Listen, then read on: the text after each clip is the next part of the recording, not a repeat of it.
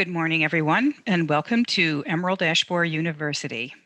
This is Robin Usborne from Michigan State University, and along with my EAB University colleagues, Professors Cliff Sadoff and Elizabeth Barnes from Purdue University, and Amy Stone from Ohio State University Extension, we are happy to share with you today the presentation entitled Asian Longhorned Beetle, Everything You'd Need to Know in a Half an Hour, presented by EAB University's own Elizabeth Barnes. Elizabeth is the exotic forest pest educator with the Department of Entomology at Purdue University. She received her doctorate in ecology from the University of Denver, where she specialized in plant-insect interactions and studied tent caterpillars and fall webworms. She currently works on science communications and invasive species outreach at Purdue. We welcome your comments and questions today, so please feel free to type them in the chat pod or the Q&A pod. Elizabeth will be answering them right after her presentation. Tomorrow, you will be emailed a link to a short, voluntary, confidential survey that we hope that you will take the time to fill out. It helps us keep bringing these free educational webinars to you. The email will also include our presenters' contact information, as well as information on how to obtain CEUs for viewing this live webinar. This webinar is being recorded and will be available for viewing later on the EA University page of the www.emeraldashborer.info website. Thanks everyone for attending today, and Elizabeth, please begin your presentation.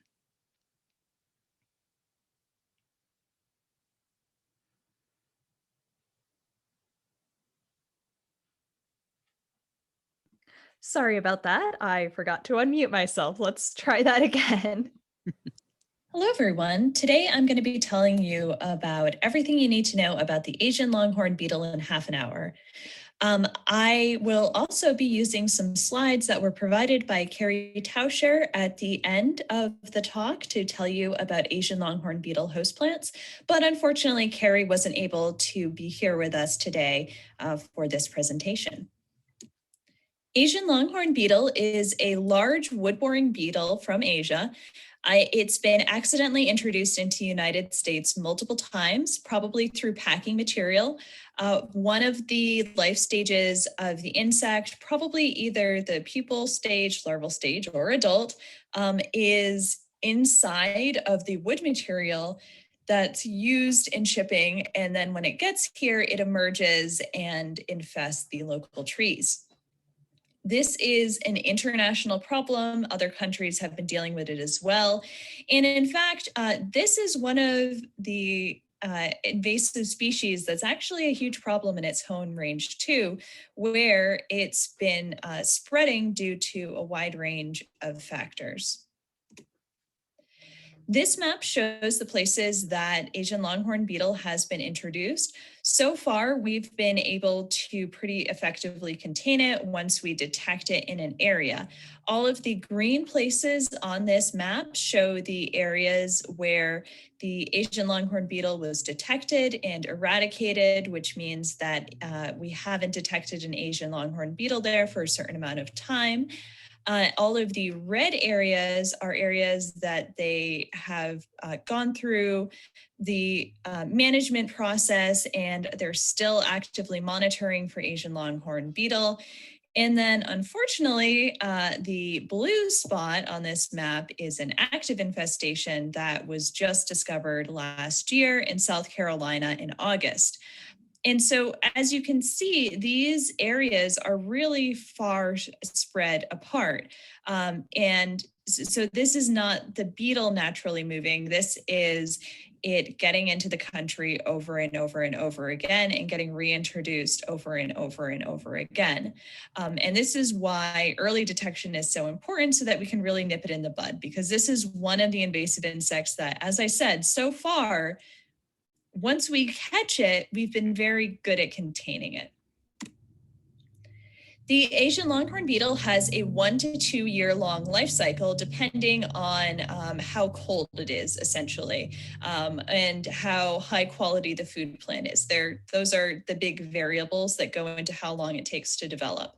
The adult beetle will chew essentially a little crater into the bark of a tree. It will lay the egg in that little crater. Then it will hatch out into a larva that feeds in the inside of the tree. It starts on sort of the outer part of the tree, just under the bark, and then it moves into the central wood of the tree itself.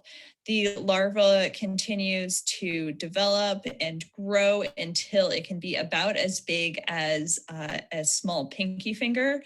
It will then pupate before it emerges as an adult beetle again. And one of the things that, as much as I don't want to say anything is cool about the Asian longhorn beetle, maybe something interesting would be a better way to phrase it, is if you look at this, the pupa looks like a little squished up, almost like a caramel version of the adult.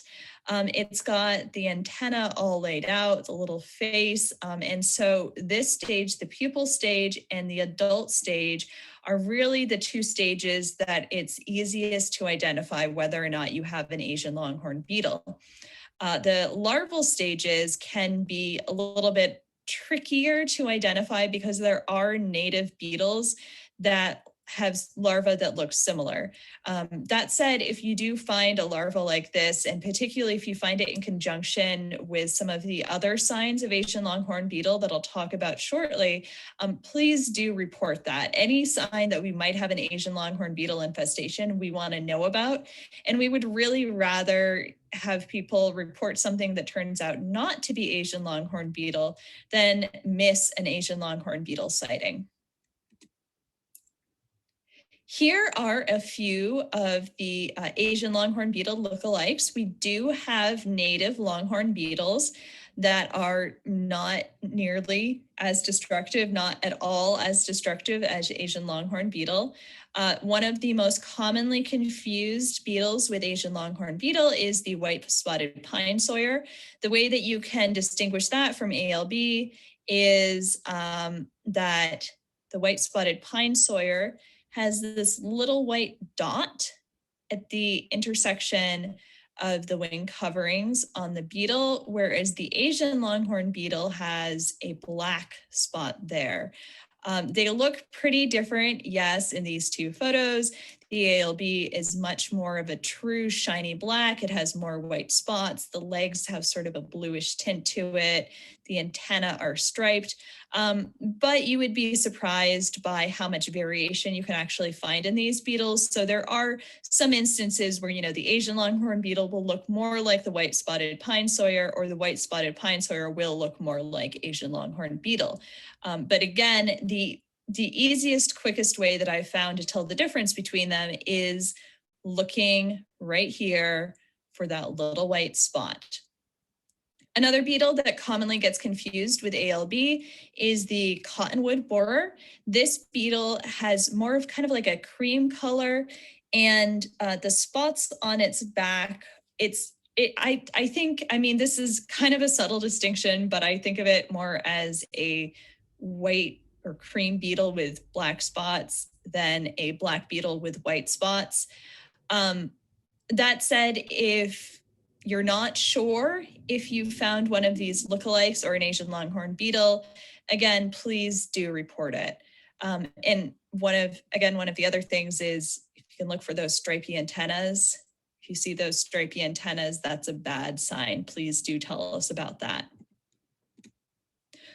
What about the actual damage that these beetles do? Well, I have a picture here that was taken by Cliff that is of a tree that you might be looking at thinking, it's not a perfectly healthy tree, but it's all right. It's got these nice green leaves. It's doing okay. Nope.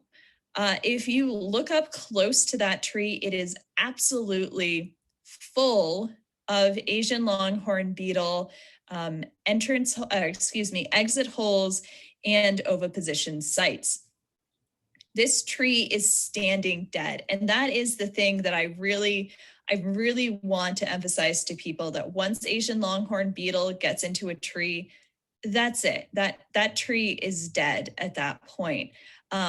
And some of the management does involve cutting down trees in areas that are near a sighting of Asian longhorn beetle, and people often get upset about that. And I completely understand why. I get very attached to my trees as well. I understand why you would be upset. But the thing to remember is that these trees are essentially already dead, and that by taking them down, you are helping to prevent the loss of many, many other trees. So here is a picture that gives you a sense of what the inside of that tree actually looks like. It's the center of the tree that the Asian longhorn beetle is hollowing out, not the outside. And what this does is that contributes to that illusion of health on the tree, because the part of the tree that allows for the transport of nutrients up to the leaves, that's fine. That's still mostly undamaged. You know, there's a little bit of damage here and there, but for the most part, it's okay. It's the inside that's all hollowed out. And so you'll have a tree that looks pretty okay, and then a windstorm comes through and knocks the whole thing down, and you realize that it's essentially hollow on the inside. Now we have some signs of heavily infested trees to help you identify whether that's what you're looking at. The trees will often have pockmarks that are caused by the females chewing a little crater in order to lay their eggs. You may find those larvae, and here you can get a sense of how big the larvae in the later stages can actually get. Again, that's not always something where you know for sure that that's an Asian longhorn beetle, but it gives you a good clue. The exit holes are one of the best ways to tell if it's an Asian longhorn beetle, short of actually having a beetle in hand. These exit holes are perfectly round and about the size of a number 2 pencil. And if you were to take that pencil and stick it in the hole, it will go in deep. And then lastly, if you find a bunch of sawdust in the crook of your tree, it doesn't necessarily mean it's an Asian longhorn beetle, but it does mean that something is eating your tree. And so you may have a problem there. Asian longhorn beetle can fly on average 1.4 miles or even up to 8.5 miles in extreme cases, but they don't like to. So they typically tend to reinfest the same trees. The 1.4 miles and 8.5 mile numbers were found through lab studies where they wanted to test, what is this beetle capable of? How far can it actually travel if it's forced to, or if it really wants to? And that information allows us to better make plans about the regulatory areas that we have around an Asian longhorn beetle detection. That way, we can make sure that we're covering all the areas that the beetle can possibly get to, rather than just the areas that it would typically get to.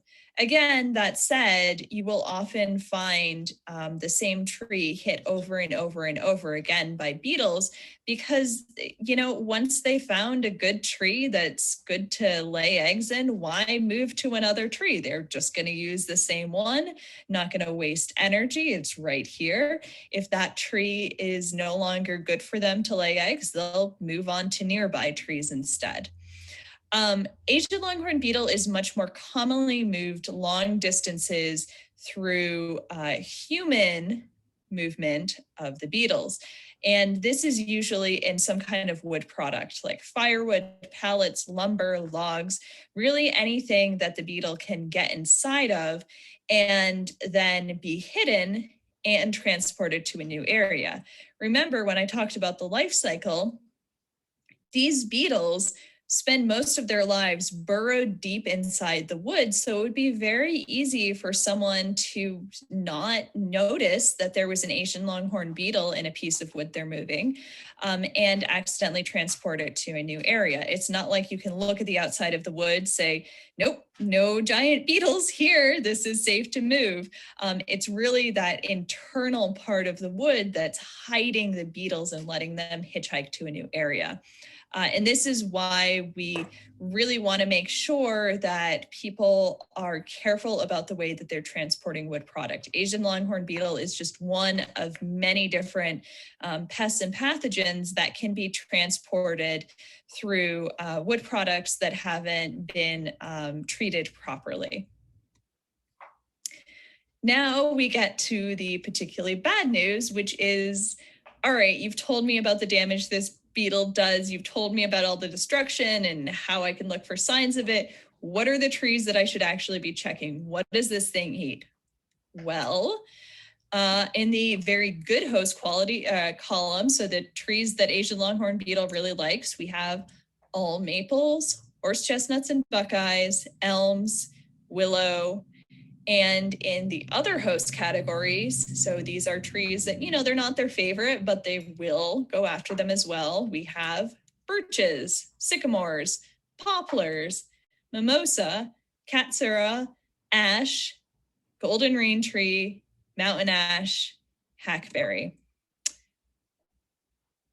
And I will just let that sit there for a minute because there are even more trees on the potential host list that are further down in the level of preference. So this, if you're looking at it, you might think, okay, so that's about half the forest. And this is the thing. This is why we are so worried about this beetle, because they go after so many different species of trees and they cause so much damage to the trees, and they are so deadly that we don't want them escaping into our forested areas. So far, we've been lucky that we've caught them when they've been in either cities or large towns, and we haven't seen them escaping into the forested areas yet. But if they were, it would be disastrous. And having grown up in New England, I look at the maples on the list and all I can think of is sugar maples and maple syrup. But these trees contribute to so much more than just maple syrup. They are incredibly valuable for our ecosystems. They are, well loved by homeowners, and they contribute to higher values in homes. They are used for lumber. These trees are trees that we want to keep around. So this is why we are telling you about Asian longhorn beetle and why we are asking you to look out for them. So now we're going to transition into the ALB host plant identification portion of this talk. Now, that was a long list that I just showed you, and we can't possibly cover all of it. So I'm going to highlight just the trees on the very good or very preferred host plant part of the list. There are 3 easy ways to recognize a maple tree. First, maples have opposite branching. You can get a feel for that if you kind of put your arms out to the side and pretend that those are branches. They are directly opposite to one another. The second identifying feature is, if you're in North America and you know what the Canadian flag looks like, that is what most maple leaves look like. There is, of course, some variation depending on the species. For example, these or these look less like a Canadian flag, but overall, most species will have that kind of classic Canadian flag shape. The seeds of maples also are those little helicopters that many of us like to play with as kids. You can see them flying through the air very often. And so those 3 things will give you kind of a clue that there's a good chance you're looking at a maple tree. We want to highlight sugar maples in particular because Asian longhorn beetle really likes sugar maple. Sugar maple leaves have 5 lobes to them with smooth margins, so the edges are smooth. They don't really have serration there. The flowers on sugar maples are green and the buds are small and pointed. The seeds are very, very full. They look quite plump. And the wings on those seeds are short compared to other maples. The bark on sugar maples is sort of peely and plated, but this varies a lot by region. So it's one of those things where you're going to have to get used to looking at the sugar maples in your area, figuring out what those look like, and then using that as an ID trait. The next group of plants we're going to talk about are the horse chestnuts and buckeyes. These plants tend to have kind of messy, pockmarked bark. If you were here yesterday and were here for the part where we talked about ash trees, you might remember that ash have a kind of classic diamond-shaped pattern to their barks. Well, horse chestnuts and buckeye don't have anything like that. It is messy. It's all over the place. There's no real pattern here. Another good way to recognize these plants is their buds, which are very, very large. They have large bud scales on them, and they're quite sticky to the touch. It's almost like they're dipped in honey or something like that.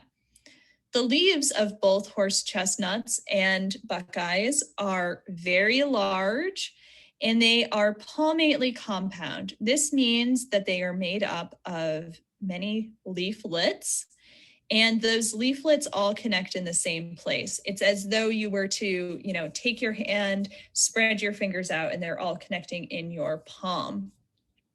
Now, one of the ways that I like to kind of try and figure out if something is a leaf or a leaflet is I see where it connects to the branch. And there are two things that I look for. First off, just where does it most easily break off? If it easily breaks off, say down here, if I put a light pressure on that leaf, that would suggest to me that this whole thing is the leaf. Whereas if it easily breaks off up here, that might suggest that that's the leaf. Typically leaflets, when you kind of put a light pressure on them, try and pull them off, they tear in a really messy way. Whereas where the leaf connects, it tends to break much more cleanly. Now, of course, that doesn't always work, but it can be a good starting point. Another thing to look at is the attachment point. So usually there's some sort of regular shape to the attachment point. Often it's sort of a curved crescent or half crescent, whereas on a leaflet, you don't get that same sort of structure. Another great way to recognize these plants are their flowers, which are panicle. So there's kind of tall cone shape, and they have a sickly sweet smell. They can be sort of a whitish pink all the way through to a more reddish color, but the whitish pink color is much more common. The fruits of chestnuts and buckeyes are a beautiful chestnut brown with a white abscission point on the top here. And the husk is yellow, and in buckeyes, it tends to be smoother, whereas in horse chestnuts, it's very pointy. Actually, growing up, our neighbors had a huge, gorgeous horse chestnut. I love that tree. What I didn't love is that anytime I wanted to run around the backyard barefoot, I was risking getting horse chestnuts stuck in my feet. And so once you have that happen, horse chestnuts tend to stick in your memory. Another tree that Asian longhorn beetle likes to feed on and attack are the elms. Elms have simple alternate leaves. So whereas before we were talking about compound leaves, these are simple. So they are not made up of leaflets. They are alternate in that they alternate along the branch in where they attach. Here, if you think about if you hold up one arm and put out the other leg, they are in alternate places along your body. The base of the leaf is a really great way to recognize elms. It has this sort of asymmetrical swoosh to it. So you can see here, that's not the leaf being curved by the person's hand. That's not the trick of the photo. It's asymmetrical. So there's that swoosh shape. The edges of the leaves are also often toothed like this, although of course that's going to vary by species. And the bark on elms is often very scaly. Here we've got a picture of that bark. Another type of host plant that Asian longhorn beetle really likes, and the last one on our list today, is the willow tree. Willows have long, thin leaves with serrated margins and a single prominent midvein. If you notice on these leaves, this person is showing here, there's a single midvein going down the center. It's very obvious. Another way to know if you have willows in the area is sometimes a certain willow trees will have fluff. And so if you, in their seeds, just to be clear. And so if you notice kind of oddly early cottonwood fluff floating through the air, you might have a willow nearby. And if you're scouting for Asian longhorn beetle, it's worth checking for that. Willow trees have small buds that are held really, really close to the branch, usually by a single or 3 bud scales. And just again, notice how tight it actually is to the tree here. Weeping willows are the most commonly planted willows in landscape areas, so you may have encountered them. They're these large trees with these long trailing branches that are trailing to the ground. But again, those are not the only willows you'll encounter in the landscape, and many of the other species of willows don't have that sort of typical willow shape. So you want to keep that in mind while you're scouting for willows, that there might be other types of willows out there that you need to be checking for Asian longhorn beetle as well. Okay, here's this message again. And if you've been with us from the beginning of this series, you have heard it a lot by now, but that's because it is so important. If you see what you think might be an Asian longhorn beetle, please report it. Again, if you're not sure, that's okay. We would rather get a report of something that isn't an Asian longhorn beetle than have someone be hesitant to report something that turns out to be an Asian longhorn beetle. I mean, you know, at worst, you send us a picture of a cool beetle, and who doesn't like seeing pictures of cool beetles? So a few ways to report invasive species. The first is EDDMaps, so that's EDDMAPS.org. Which also has an associated set of apps that connect to it. The ones for the areas that we are in here in Indiana is the Great Lakes EDN app, but that's going to be different depending on the part of the country that you're in, or if you're up in Canada, they have apps as well connected to EDDMaps. Each of these apps are different because they have the invasive species that are either already present or potentially could end up in that area. So it narrows down the list so that someone from Indiana isn't having to scroll past all these species that you would find in Florida, for example, and vice versa. You can also call this phone number, that is 1-866-663-9684, and report an invasive species there. If you want a review on these reporting methods, or if you want to learn more about invasive species, you can check out our website, which is reportinvasive.com. Or if you forget all of this, can't remember how to report invasive species, but you know that you should, just find someone who works on invasive species and email them. Most of us work together, we're in contact with one another, and even if you email the wrong person, they will probably know how to connect you with the right person. When you find something you think is an invasive species, there are a few key pieces of information that could go a long way to helping us confirm that what you saw was what you thought it was. The first is, please do write down where you are. We really want to know this so that we can go back and scout the area. This is critical if what you found turns out to be one of these invasive species. We want to check that area over. If you are using a smartphone, most smartphones will automatically record where you took a picture, so that location data will already be within the picture. The next thing is, take a picture. The picture can go a long way towards helping us ID whether or not something is an invasive species that you think it is. Or if it's something that we can't quite tell, but we think might be an invasive species, pictures are really helpful. Then finally, if you can collect a sample, we would love to get an actual sample. The easiest way to do this for a lot of people is if you have a water bottle with you or really any sort of container, just scoop up the organism into it, cap the bottle, and then throw it in a freezer. Freezers are the most humane ways to kill insects, and it also is great for preserving them so that they're in really good shape once we get to them. If you panic and crush it first, we would, particularly for something like Asian longhorn beetle, we would still love to see it. So if you can scoop that up into a bottle or a plastic bag, that would be good too. We would prefer the whole insect. But with something like ALB, a lot of times the wings even can give us a clue about what we're seeing. Another thing people sometimes use is plastic bags. That's fine as well. Just be really careful that you don't crush it on the way back to your freezer. And with that, we will wrap up. Again, if you want to get more information about Asian longhorn beetle, we have that on reportinvasive.com. We are also on Twitter, Facebook, and Instagram at reportinvasive.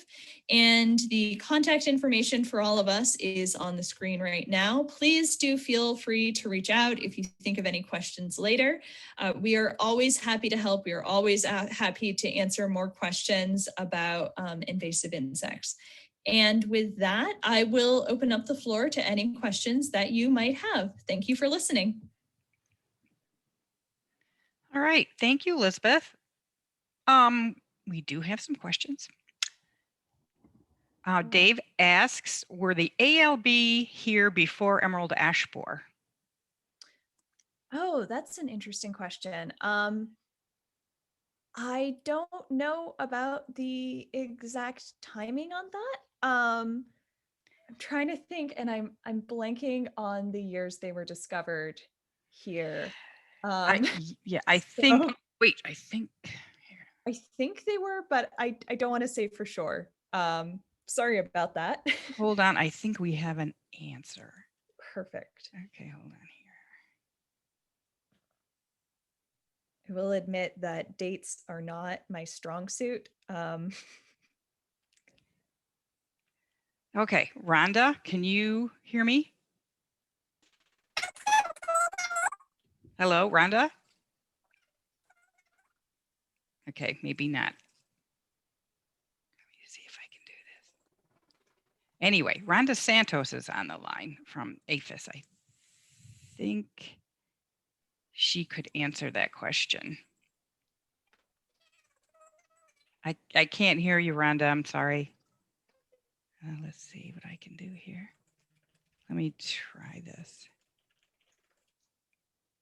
So Amy says that they were. Oh, okay. Oh, that's right. Amy would know. Yes. We do have a lot of experts online here. Yes, yes. Like I said, I was pretty sure they were, but I don't want to, say that with, yep. Okay. Hi, can you guys hear me now? Yes. Yeah. Okay. Yeah, so Asian longhorn beetle was found before emerald ash borer. We found it in 1996 in New York. That doesn't necessarily mean that it was here before emerald ash borer. And honestly, both insects were probably coming in sometime in the 80s. Okay. Thanks, Rhonda. Appreciate it. Yeah. Oh, thank you. Dave also asked, do they kill from the top down? As in, do they get like what emerald ash borer does kind of starts in the canopy and then it works down? Is that kind of what they're seeing with Asian longhorn beetle? That's as far as how right. that. Okay, so I see now. So because they are really boring into the kind of central part of the tree, you won't necessarily see that damage in the canopy first. They do, the earlier stages of the larva, the earlier instars, will do some damage that will affect the canopy and the leaves in the canopy, but mostly the most significant damage that you might notice is in the kind of core of the tree, in the center of the tree. So the things like exit holes will be much more obvious before you see that canopy damage and the loss to the canopy. All righty. Let's see. He's asking about American elms. I'm not sure if this is a question that we're really under, privy to, but maybe you are. Have American elms died off due to Dutch elm disease? I don't know as much about Dutch elm disease, unfortunately, so I'm afraid I can't answer that question. It's not one that I deal with as much, so I'd be hesitant to answer that. I as But well. I'm yes, sure there's something online for that. So yeah, if you want to reach out to me later, I can find some good resources. Oh, and John Woodmancy would know, and he is on, and he said, no, American elm are still around. So thank you, John, for that. Yay. Glad we got lots of experts here. They're all Yeah, ready to. this is great. Let's see. Is there an average length of an adult ALB? It's can be pretty variable, but they can be anywhere from about an inch to an inch and a half. Seems to be fairly typical. I kind of think of it as about the length of my thumb, but that's going to vary depending on how big your hands are. So really about an inch to an inch and a half, and the antenna length is even longer than that. So that's just the body of the insect, and then the antennas are longer than the body of the ALB. Okay, is anything meaningful being done to prevent the import of pests like ALB? Are detection processes being improved? Oh yes. I can't go into too many of the more recent improvements, but there's all sorts of efforts on kind of both sides to prevent the spread of these insects. There are regulations about heat treating wood or using insecticides on it before it's shipped to another country. So it's, there are pretty rigorous regulations and rigorous inspections going on to try and prevent the spread of these insects. As I mentioned earlier, this is really an international problem. So it's applied to things going out of the country as well. The issue is just that there are there are so many things moving around, and it's so easy to miss some of these insects that's a big part of why they sometimes, accidentally slip through. Okay. Amy wanted to remind folks that for folks that screen ID reports on EDD maps, iNaturalist, etc., and are fairly certain you see ALB, please notify your State Department of Agriculture. Okay. Let's see. And I'm Yes. sorry, go ahead. Oh no, I was just going to say, yes, that's really important. Here, the Department of Natural Resources in Indiana will handle those things as well. But ALB is something where we want to know right away if it's here, so we can try and deal with it right away. So if you report it on EdMaps or iNaturalist, like they said, just to reiterate, and if you're pretty sure it was ALB, it doesn't hurt to notify someone like the Department of Agriculture, or in our case, the Department of Natural Resources as well, just to really flag that and really make sure it gets somebody's attention early. Yeah. Okay. We have an anonymous attendee asking, as someone who wants to appreciate insects but does not particularly like handling them, how often in handling insects is there a risk for humans to get bit, pinched, stung, etc.? I mean, it's gonna really depend on the insect that you're handling. But as long as you're not trying to handle something like a bee or a wasp, you're usually going to be okay.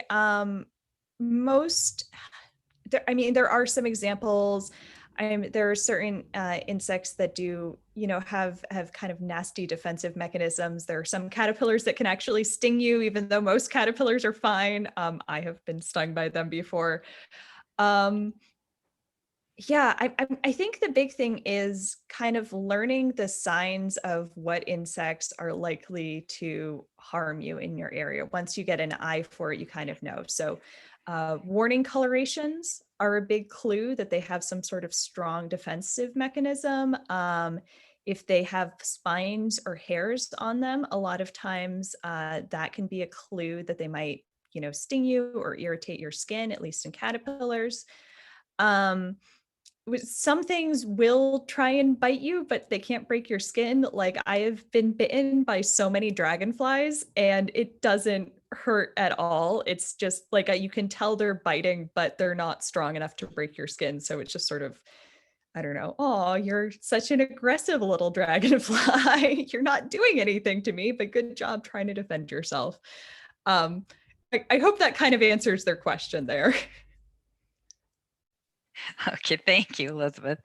And also thank you to everyone else who has weighed in on some of the questions and have provided their expertise. We're always glad to hear from everyone, and always thank you very much for your comments and questions.